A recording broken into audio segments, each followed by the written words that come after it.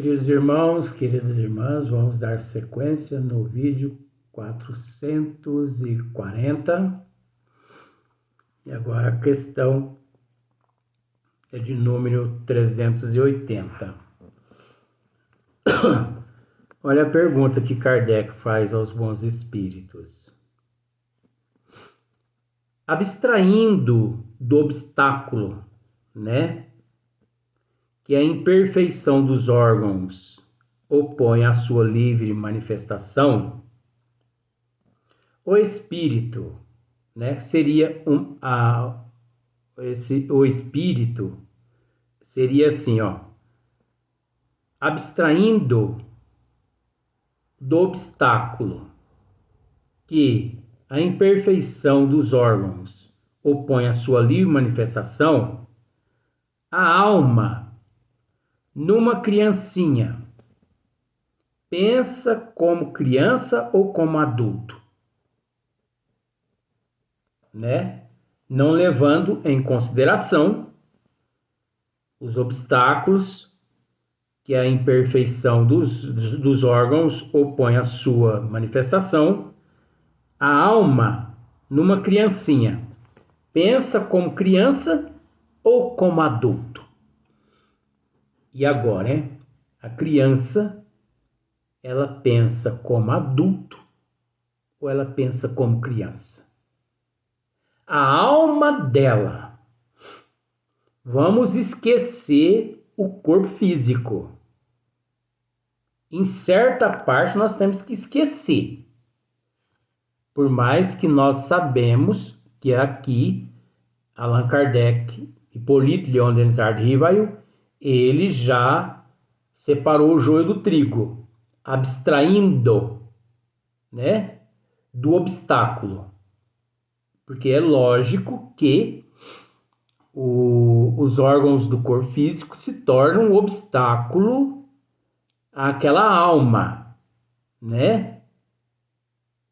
que a imperfeição dos órgãos põe a sua livre manifestação. É o que eu acabei de dizer, tá vendo só? A alma, numa criancinha, pensa como criança ou como adulto?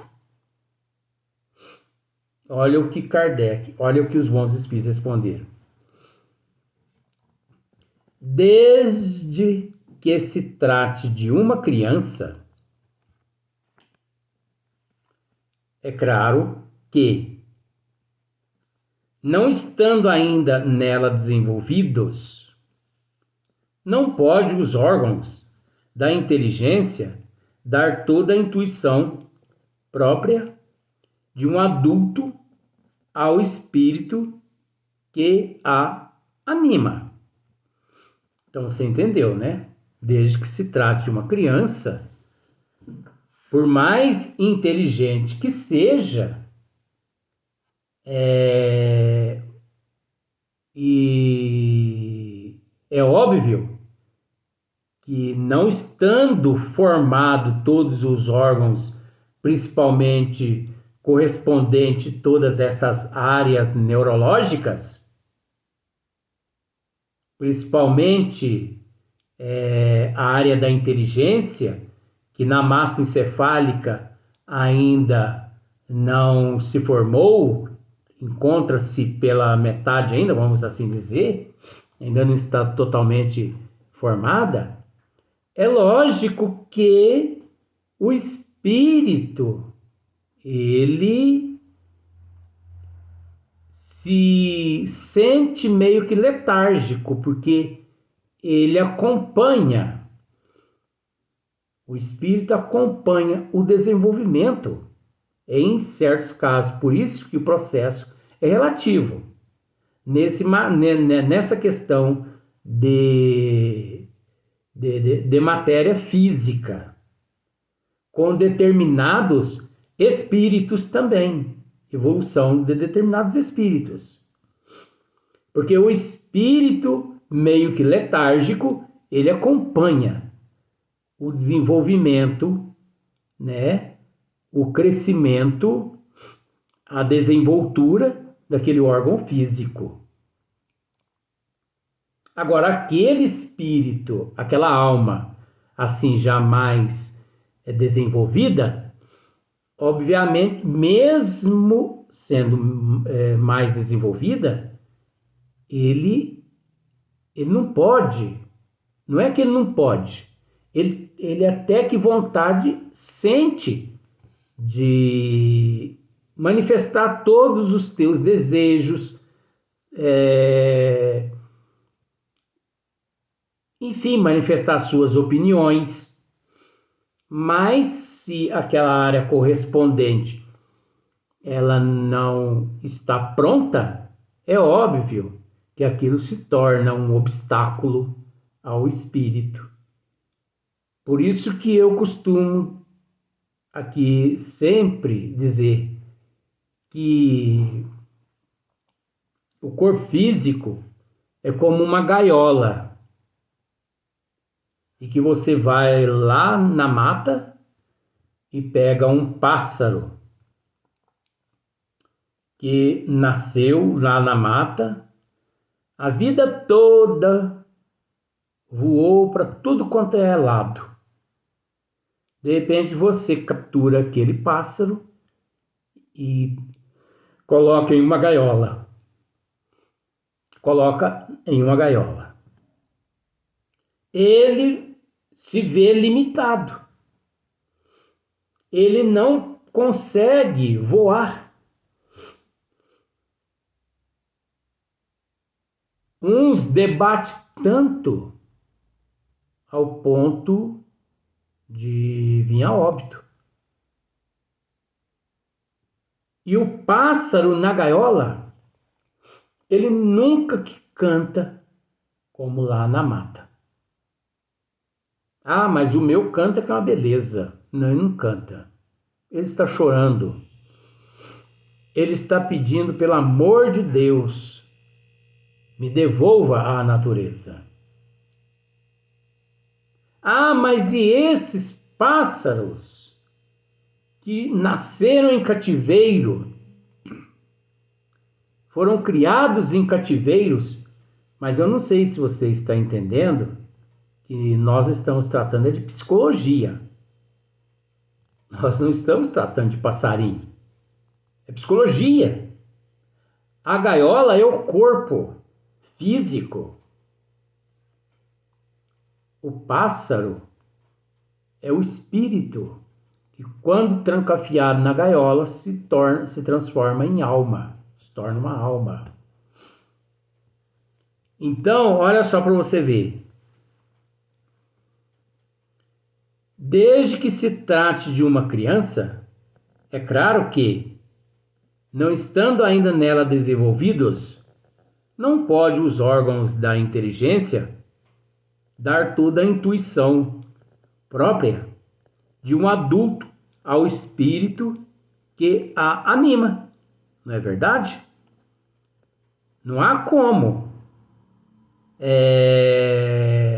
ali aquela alma transmitir àqueles órgãos correspondentes à inteligência toda a intuição. Este, pois, tem efetivamente limitada a inteligência. Durante aquele período de formação, tem aquela criança limitada àquela inteligência. Porque está em formação. Agora, não é só a inteligência. É a moral, o intelecto. Por isso que a responsabilidade dos pais é muito grande. Por quê? Porque a primeira escola que o espírito encontra quando chega na Terra é o lar. É o lar físico. Os primeiros professores que o espírito, ou melhor, os primeiros professores que aquela alma encontra naquele lar são os pais. E é de extrema importância que os pais entendam que a responsabilidade do professor é ensinar e que a responsabilidade dos pais é de educar. O inverso acontece. Devido ao comodismo de muitos pais, os pais acham que os professores são obrigados a educar seus filhos. Não. A responsabilidade dos professores é de ensinar e de educar os pais. Enquanto a idade não amadurece a razão, né? Então, olha só. Este, pois, tem efetivamente limitada a inteligência, enquanto a idade lhe não amadurece a razão. É óbvio que é necessário. Agora, cada caso é um caso, isso também é relativo. Por quê? Porque isso está dentro do processo evolutivo de cada espírito. Isso está relacionado à programação reencarnatória do indivíduo, né? Porque nós sabemos quantas crianças de 6, 7, 8 anos, eu mesmo já tive a oportunidade nessa existência de ver uma criança de 5 anos tocar no piano várias músicas de Mozart, de Beethoven, várias músicas de Mozart e de Beethoven. Depois que ele tocou várias músicas de Mozart e de Beethoven, perguntaram para ele assim: mas você só sabe tocar músicas de Mozart e de Beethoven? Ele falou: não, eu toco qualquer uma que vocês pedirem. Aí sei que as pessoas ali, mais de 100 pessoas, é lógico que ele não tocou mais de 100 música, é óbvio, porque tem que respeitar também o corpo físico da criança, a criança cansa, não é assim também.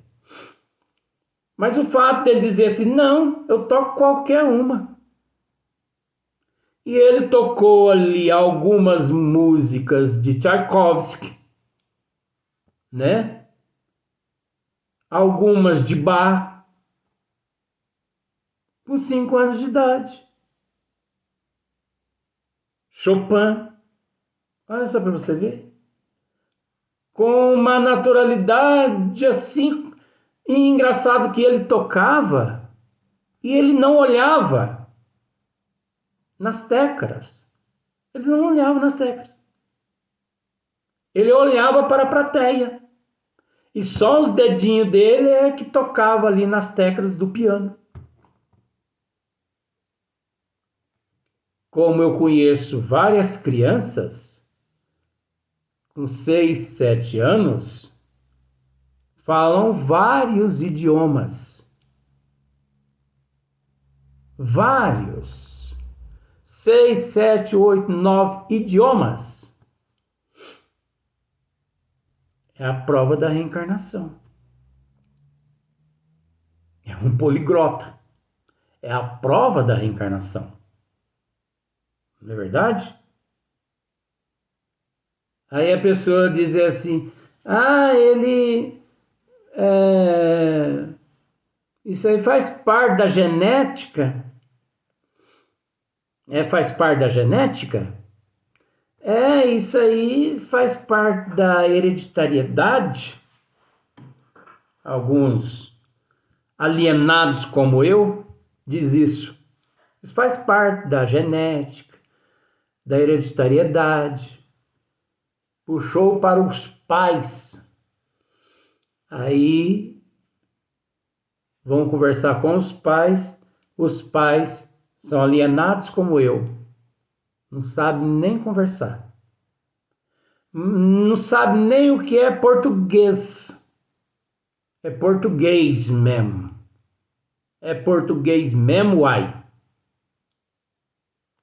Aí os médicos dizem assim, os cientistas dizem assim, mas não foi desse casal que essa criança herdou esses dons, não. Vai conversar com os avós, pior. Vai conversar com a bisa, pior. Então, gente, cremos na hereditariedade, na genética, na árvore genealógica? Sim, não há como duvidar. Você entendeu? Não há como duvidar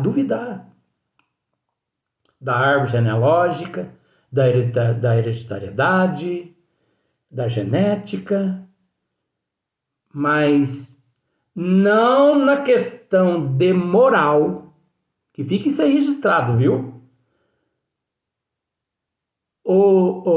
A alma não herda dos pais.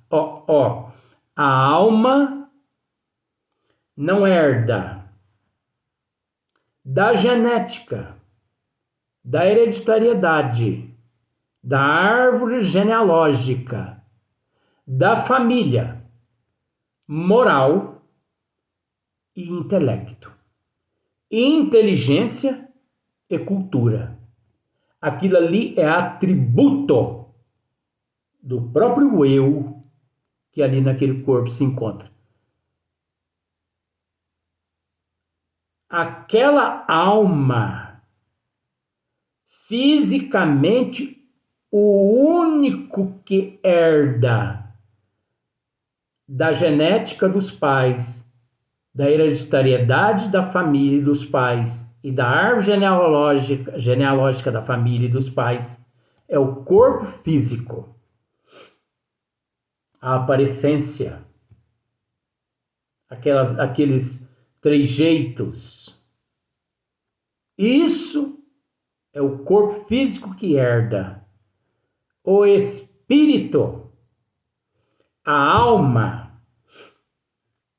não herda dos pais, dos avós, nada. Porque a inteligência do meu neto, ele herdou de mim. Não. O espírito independe, a alma independe da genética, da hereditariedade, da árvore genealógica, os atributos que possui aquele espírito ou aquela alma. Por que aquele espírito ou aquela alma? Porque depois que deixa o corpo físico, retorna ao estado de... Depois que deixa o corpo físico, retorna à erraticidade e é tratado como espírito. Então, toda aquela inteligência não tem nada a ver. Mas o meio influencia. Não influencia também, não. Porque o espírito, ou melhor, a alma pode reencarnar através de um casal. Mamãe é professora. Papai é professor. Vovô e vovó também foram professores. A bisa foi professora, aliás. O bisavô também foi professor. Você entendeu? E aquela criança tem aptidão. A aptidão dele não é ser professor. Aí os pais ficam aborrecidos com aquela criança. Mas todo mundo foram professores, meu filho. Só você vai contrariar a família, a tradição. Então você quer ser músico? Sim, papai. Eu amo música. Tá vendo só? Então, o meio não influencia. Porque o espírito, ele tem personalidade. Esse espírito já possui personalidade. Agora, aquele espírito que não tem personalidade, aquele espírito assim mais primitivo, do jeito que vem a onda, ele vai. É o que leva muitas pessoas a dizer assim, a carne é fraca, né? Então, a carne é que é fraca. Não, gente. A carne que é fraca, não. É o espírito que é fraco. O espírito é que não presta. Porque fulano, ele se tornou um alcoólatra porque o papai dele também era alcoólatra, o vovô dele é alcoólatra, o tio dele era alcoólatra. E ele também se tornou. Você entendeu? É lógico que ele se tornou, porque semelhante atrai semelhante. Agora, eu posso nascer. Esse eu posso é simbólico. Eu posso nascer no meio de traficantes, alcoólatras, prostitutos e prostitutas. Mas se eu não possuo nada que me vincule àqueles processos, eu vou passar aquela minha existência ali no meio deles ileso. Nada do que eles fizerem vai me contaminar. Eu vou vê-los bebendo, fumando, prostituindo, e eu não vou pôr em prática. Você entendeu? Então é o espírito, não é a genética, não é a hereditariedade, não é a árvore genealógica. A árvore genealógica, a genética e a hereditariedade é para o corpo físico, que não tem nada a ver com o espírito. Então, olha só. A perturbação que o ato da encarnação produz no espírito não cessa de súbito. A perturbação que o ato da encarnação, seria da reencarnação, né?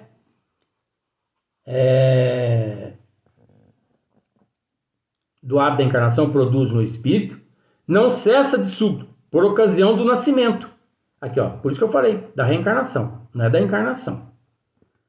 A perturbação que o ato da reencarnação produz no espírito não cessa de súbito, por ocasião do nascimento. Só gradualmente se dissipa, com o desenvolvimento dos órgãos. Olha que maravilha, né? Então aqui nós vamos aqui um breve comentário de Allan Kardec para encerrarmos esse vídeo. Há um fato de observação que apoia essa resposta.